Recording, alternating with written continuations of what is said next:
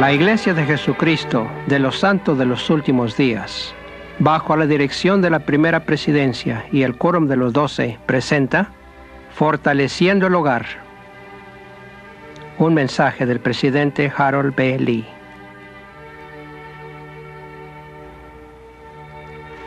These are challenging times. Nos hallamos en tiempos difíciles. Por todo el mundo existen influencias que procuran acometer el hogar, las relaciones sagradas de esposo y esposa, de padres y sus hijos. La misma influencia perniciosa tienen por delante nuestros miembros adultos de la Iglesia que no están casados.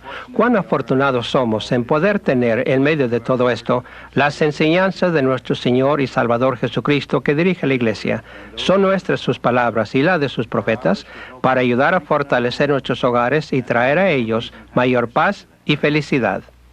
No hay ningún otro pueblo sobre la faz de la tierra que yo sepa que tenga los altos conceptos del matrimonio y del carácter sagrado del hogar que poseen los santos de los últimos días. En una revelación dada en nuestra época, el Señor dijo: el matrimonio es instituido de Dios para el hombre. Por lo tanto, es lícito que tenga una esposa, y los dos serán una carne, y todo esto para que la tierra cumpla el objeto de su creación. Sin embargo, se ven evidencias inequívocas de que los mismos peligros que andan por el mundo se hallan entre nosotros tratando de destruir esta institución dada de Dios que es el hogar. He tenido el privilegio en el curso de los años visitar con otras de las autoridades generales algunos de los hogares más agradables de nuestros miembros. Y es en estas visitas que he observado algunas cosas que deseo mencionaros, ya que sugieren los elementos que contribuyen a la fuerza y la felicidad en el hogar. Si yo fuera a señalar la primera cosa que siempre me impresiona en los hogares de nuestros buenos santos de los últimos días, yo diría que es el amor por los niños y el deseo de tenerlos. Hace algunos años leí algunas estadísticas del Departamento Demográfico de los Estados Unidos, en las cuales indicaba que de los 180,000 divorcios habidos durante el año, el 57% del total ocurrió en los hogares donde no había hijos, el 21% donde solo había un niño, y en las familias donde había 5 hijos o más, menos del 1% de divorcios.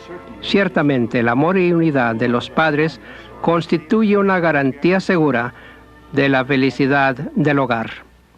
Hace algún tiempo tuve el privilegio de enterarme de la influencia que provenía de uno de estos hogares en una carta que escribió una bella hija que acababa de dar a luz a su primer niño. La criatura había llegado en las primeras horas de la mañana, y ya entrada la tarde, la madre se hallaba en un estado meditativo, y en medio de sus reflexiones había escrito a su familia. En su carta se refirió primero a sus impresiones y sentimientos en cuanto al milagro de la maternidad, cómo se sentía privilegiada por haber participado en esa grande y maravillosa creación. Entonces escribió lo siguiente: me admira que no les sea requerido a las mujeres pasar por algo más que los dolores del alumbramiento para traer estos pequeñitos de otro mundo a este. Me parece tan adecuado que nosotras, por medio del dolor, nos veamos obligadas a introducirnos en otra esfera por lo menos unos cuantos minutos para poder en cierto modo traer a nuestro niño de la mano a este mundo nuevo. Me hace recordar las palabras de un joven a su prometida y la respuesta que ella le dio cuando le propuso aplazar su matrimonio por falta de fondos. Le dijo en son de broma: creo que probablemente todo lo que podré prometerte es una choza en la campiña. Y ella contestó: por mi parte estoy conforme. Entonces, si es que logramos algo más, será de los dos y no solamente tuyo. Estoy pensando en la madre que, bendecida con una familia de mujeres jóvenes, se arrodillaba todas las noches y rogaba a Dios que en algún lugar hubiera una madre que estuviese criando hijos dignos de ser los esposos de sus hijas. Sucedió que las hijas finalmente se casaron. Al hablar con las madres de sus hijos políticos, se dio cuenta de que ellas habían estado orando, desde el día en que nacieron sus hijos, que en algún lugar Dios estuviese preparando mujercitas dignas de ser las esposas de sus hijos. Os digo, hermanos y hermanas, que estos nobles conceptos del hogar, la familia y las responsabilidades del hogar y la familia constituyen garantías seguras de un hogar feliz. Hace algún tiempo visité a una madre que había criado una familia sobresaliente. Hablamos acerca de las cosas que le habían ayudado a conservar a su familia en la vía recta y me dijo esto: hermano Lee, lo convertí en regla cuando nacieron mis hijos, que iba a tener el mayor contacto que me fuera posible con mis hijos en el hogar.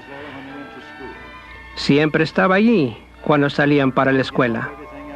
Determiné dejar de lado todo lo demás en caso necesario para estar ahí cuando volvieran a casa. Estaba presente cuando tenían sus fiestecitas e invitaban a sus amigos al hogar. Y siempre esperaba cuando mis hijos salían de noche a fin de recibirlos cuando volvían, porque descubrí que en esos momentos yo podía establecer la franqueza entre nosotros. Y esto me permitía gozar de su confianza, la cual con el curso de los años se constituyó en un compañerismo que los mantuvo a salvo en tiempos difíciles. ¡Qué bendición es tener una madre con tal prudencia! Los hijos que en esta forma son instruidos, con quienes las madres y padres han establecido tal compañerismo, en épocas de inquietudes y tormentas se volverán al padre y a la madre como el barco que en medio de la tempestad se esfuerza por llegar al puerto. En calidad de padres, nuestra es la responsabilidad de enseñar la castidad a nuestros hijos, para que contraigan matrimonio limpios de la transgresión sexual. Aparentemente, por motivo de la importancia que él vio en cuanto al amor en el hogar, el apóstol Pablo hizo esta afirmación: maridos, amad a vuestras mujeres, así como Cristo amó a la iglesia y se entregó a sí mismo por ella. Así también los maridos deben amar a sus mujeres como sus mismos cuerpos, que significa desde luego su vida. Y otro profeta condenó en estas palabras la infidelidad de los hombres hacia sus compañeras y a aquellos que habían fracasado en su responsabilidad como padres. Porque yo, el Señor, he visto el dolor y he oído el lamento de las hijas de mi pueblo en la tierra de Jerusalén. Sí, y en todas las tierras de mi pueblo, a causa de las iniquidades y las abominaciones de sus maridos. Habéis quebrantado los corazones de vuestras tiernas esposas y perdido la confianza de vuestros hijos por los malos ejemplos que les habéis dado, y los sollozos de sus corazones ascienden a Dios contra vosotros, y a causa de la severidad de la palabra de Dios que desciende contra vosotros, han perecido muchos corazones traspasados de profundas heridas. Maridos, sed fieles a vuestras mujeres, y mujeres, sed fieles a vuestros maridos. Guardaos del gran pecado de Sodoma y Gomorra. Ha sido tachado de ser un pecado de tal gravedad que solo el pecado del asesinato es mayor. Me refiero al pecado de adulterio, que como vosotros sabéis fue la palabra que usó nuestro Maestro, a referirse a los ilícitos pecados sexuales de la fornicación y el adulterio, y además de esto, el igualmente grave pecado de la homosexualidad, que está logrando mayor ímpetu con la aceptación social en la Babilonia del mundo actual, de la cual los miembros de la Iglesia no deben ser parte. Aun cuando estamos en el mundo, no debemos ser del mundo.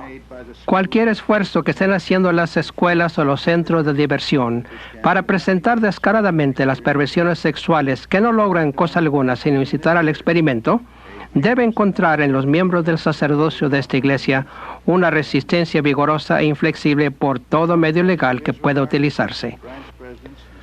Los jueces comunes de Israel, nuestros obispos y presidentes de rama, nuestros presidentes de estaca y distrito no deben cruzarse de brazos y dejar de aplicar dentro de su jurisdicción correspondiente las medidas disciplinarias claramente expuestas en la ley del Señor, ni dejar de proceder según lo declarado en instrucciones claras y sencillas que no pueden interpretarse equívocamente. Jamás debemos permitir que la misericordia supuesta extendida al pecador no arrepentido robe la justicia en la cual se funde el arrepentimiento verdadero de prácticas inicuas.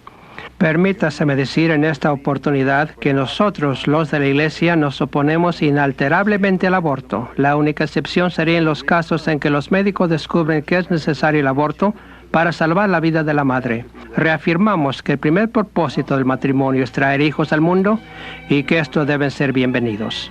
Ahora bien, posiblemente algunos de vosotros habéis cometido errores, indudablemente habéis pecado. Satanás, el maestro de mentiras, tratará de haceros creer que porque habéis cometido un error, todo se ha perdido.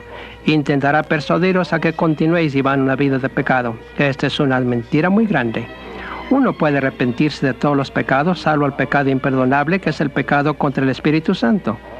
Y por el poder de la redención y el Evangelio de Jesucristo, todos los pecados pueden ser remitidos.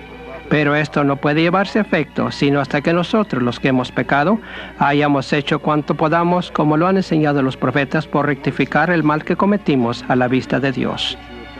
En una palabra, arrepentirse significa apartarse de lo malo que habéis hecho a la vista del Señor y nunca volver a repetir ese error. Entonces podemos lograr el milagro del perdón. Pero ¿cómo puedo saber que el Señor me ha perdonado mis pecados?, podréis preguntar. En el libro de Mormón hay un ejemplo que da la respuesta. En la época del gran profeta y rey Benjamín, de quien se habla en el libro de Mosía, este había predicado con tanta fuerza que el pueblo sintió compunción dentro de sus corazones y quiso tener la sangre expiatoria del Salvador mediante la cual podían ser lavados de sus pecados. Y en su clamor dijeron: sabemos que nuestros pecados han sido perdonados porque hay paz en nuestra conciencia. Mucho de lo que yo sé acerca de ser padre es lo que he aprendido con los años en el laboratorio de mi propio hogar. Recientemente llegó a mis manos un discurso que una de mis propias hijas había preparado para un grupo de madres e hijas, en la cual relató una experiencia con su hijo primogénito. En este discurso relató la experiencia que ahora os cito. Hace muchos años, cuando nuestro hijo mayor era muy pequeñito, una noche calurosa de verano me hallaba desesperadamente tratando de acabar de envasar algunos duraznos después de la cena. Estoy segura que todas ustedes conocen bien la escena, especialmente ustedes jóvenes madres. Durante el día todo se nos amontona, de modo que no podemos iniciar el proyecto y terminarlo.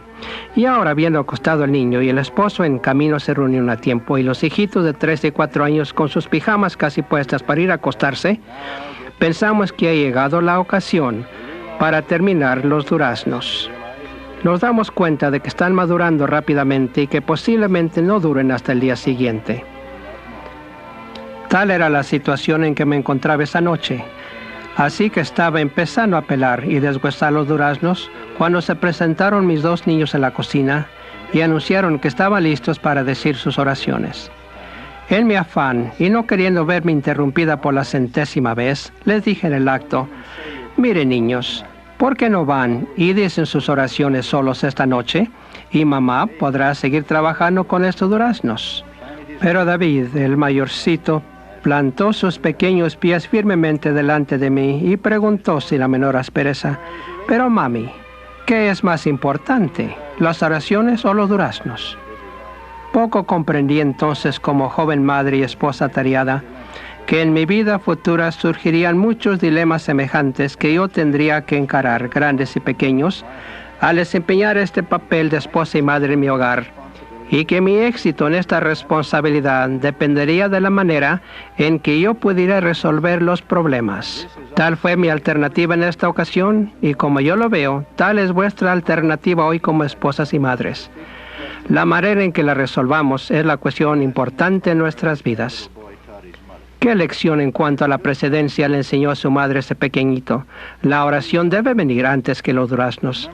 Ahora bien, maridos, recordad que la parte más importante de la obra del Señor que jamás realicéis será la obra que podáis efectuar dentro de los muros de vuestro propio hogar.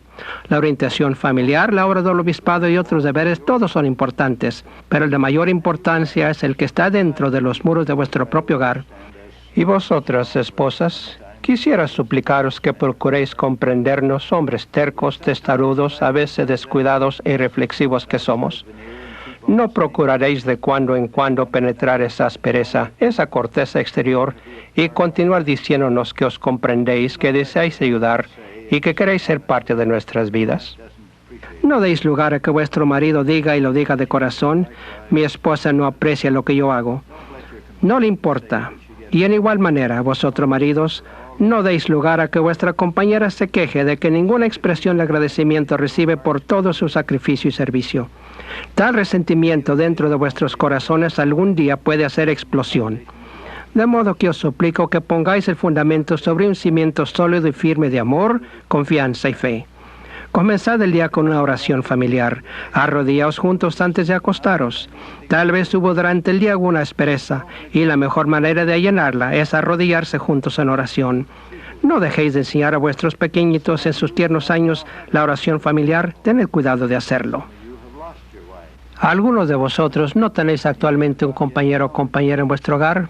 Algunos habéis perdido a vuestra esposa o esposo, y algunos quizá no habéis encontrado todavía un compañero. En vuestras filas se hallan algunos de los miembros más nobles de la Iglesia, miembros fieles y valientes que se están esforzando por vivir de acuerdo con los mandamientos del Señor, por ayudar a edificar el reino sobre la tierra y servir a vuestros semejantes. Es tanto lo que la vida os ofrece. Cobrad la fuerza para hacer frente a vuestros problemas. Hay tantas maneras de hallar cumplimiento, sirviendo a los que son amados de vosotros, cumpliendo bien las tareas que están ante vosotros en vuestro trabajo en el hogar. La Iglesia tiene tantas oportunidades de ayudar almas, comenzando por la vuestra, a encontrar el gozo de la vida eterna.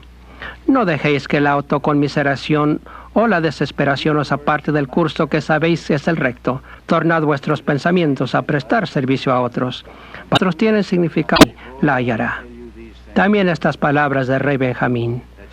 He aquí, os digo estas cosas para que aprendáis sabiduría, para que sepáis que cuando os halláis en el servicio de vuestros semejantes, solo estáis en el servicio de vuestro Dios. Dios conceda que los hogares de los santos de los últimos días sean bendecidos y que en ellos se logre la felicidad aquí y el fundamento para la exaltación en el reino celestial en el mundo venidero.